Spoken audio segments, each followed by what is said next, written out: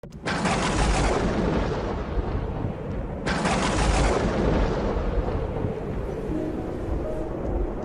ce temps-là, du milieu de la foule, quelqu'un demanda à Jésus, « Maître, dis à mon frère de partager avec moi notre héritage. » Jésus lui répondit, « Homme, qui donc m'a établi pour être votre juge ou l'arbitre de vos partages ?»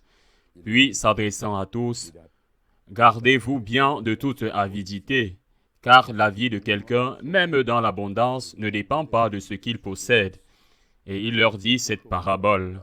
Il y avait un homme riche dont le domaine avait bien rapporté. Il se demandait, « Que vais-je faire? Car je n'ai pas de place pour mettre ma récolte. » Puis il se dit, « Voici ce que je vais faire.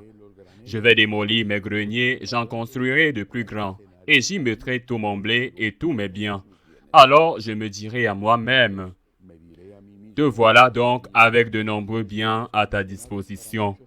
Pour de nombreuses années, repose-toi, mange, bois, jouis de l'existence. » Mais Dieu lui dit, « Tu es fou. Cette nuit même, on va te redemander ta vie. Et ce que tu auras accumulé, qui l'aura? Voilà ce qui arrive à celui qui amasse pour lui-même, au lieu d'être riche en vue de Dieu. » Acclamons la parole de Dieu. Nous sommes habitués, peut-être trop, à ce qu'une partie importante des homélies soit des exhortations à récolter de l'argent. À récolter de l'argent pour les pauvres, pour le soutien de l'Église ou du clergé, pour des œuvres sociales de toutes sortes. Finalement, une importante partie de ces homélies sont consacrées à quelque chose qui est importante, mais secondaire. Aujourd'hui, Jésus parle de solidarité, de charité, d'aide à ceux qui n'en ont pas. Mais il le fait avec une perspective qui n'entre généralement pas dans nos méditations. Avant qu'elle ne le fasse, depuis de nombreuses années maintenant, en supprimant cette perspective, une part essentielle du message évangélique, je me réfère à la perspective de la vie éternelle. Quand le Seigneur met cette parabole, il explique que cet homme riche a eu une grande moisson.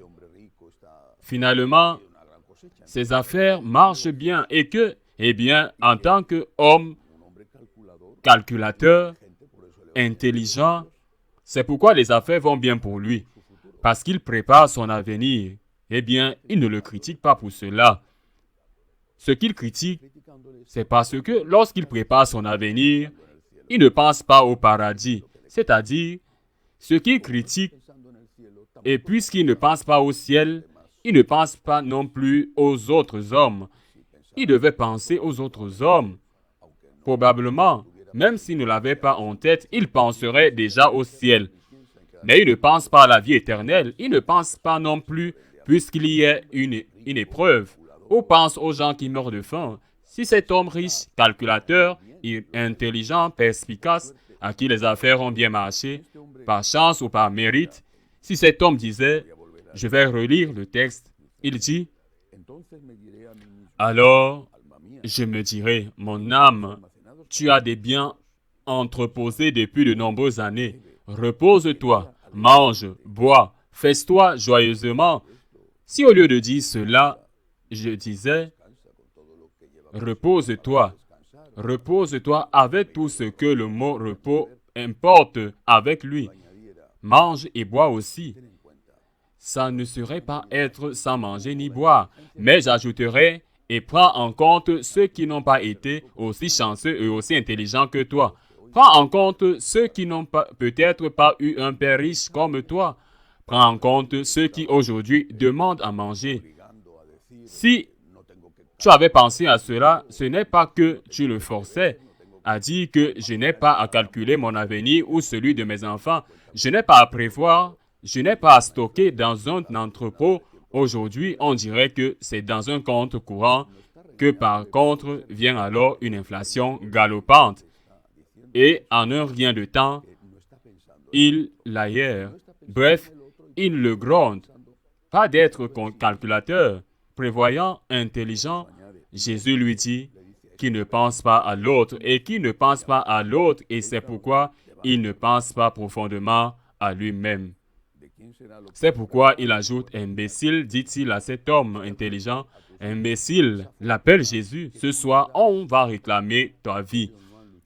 À qui sera ce que tu as préparé? Ou bien diras-tu, mes enfants, mais peut-être que vos enfants, cette fortune que vous leur donnez et qu'ils ne se sont pas battus pour gagner est comme un poison parce que vous les transformez ou les avez déjà transformés en enfants riches et capricieux qui ont tout, qui ne savent pas ce que ça coûte et qui ont tout détruit leur vie avec des dépendances dont il n'y a pas d'issue.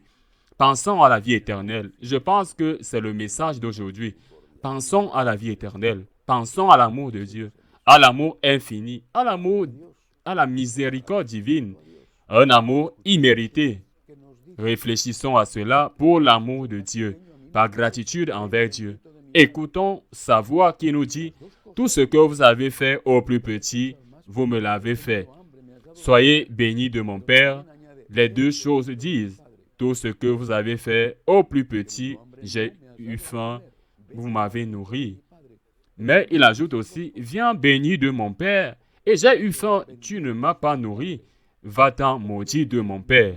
Réfléchissons à ces deux choses. Nous pouvons être bénis du Père ou nous pouvons être maudits du Père. Si nous ne sommes pas capables d'avoir un cœur assez sensible et humain, assez généreux pour partager avec ceux qui n'en ont pas, pensons au moins qu'il y aura une épreuve, qu'il y aura la vie éternelle. C'est comme un étudiant. Il doit étudier parce qu'il doit apprendre, parce que demain, il aura besoin de ce savoir pour guérir un malade ou construire une maison, tracer une route. Mais s'il n'est pas capable d'étudier par amour de la science, pour étudier de peur d'échouer. Maintes et maintes fois, le Seigneur nous dit, et nous ne voulons pas l'écouter, il y a la vie éternelle. C'est l'espérance, c'est la joie, ce n'est pas une raison de craindre. Il y a la vie éternelle. Le jugement existe, marqué par la miséricorde de Dieu, mais le jugement existe, et là on l'entendra. Viens béni de mon Père, ou va maudit de mon Père. Ce sont des paroles du Christ. L'existence de la vie éternelle est un motif d'espérance, mais c'est un réveil, un appel de quelqu'un qui nous aime. Celui qui nous dit « Viens béni » nous dit « imbécile ». Faisons les choses par amour et par gratitude envers le Dieu qui nous a tout donné, même celui qui est parvenu par l'effort ou l'intelligence brillante. Faisons des choses par amour pour un prochain qui a besoin de nous et pour un Dieu qui est présent dans ce voisin et qui va nous juger. Ainsi soit-il.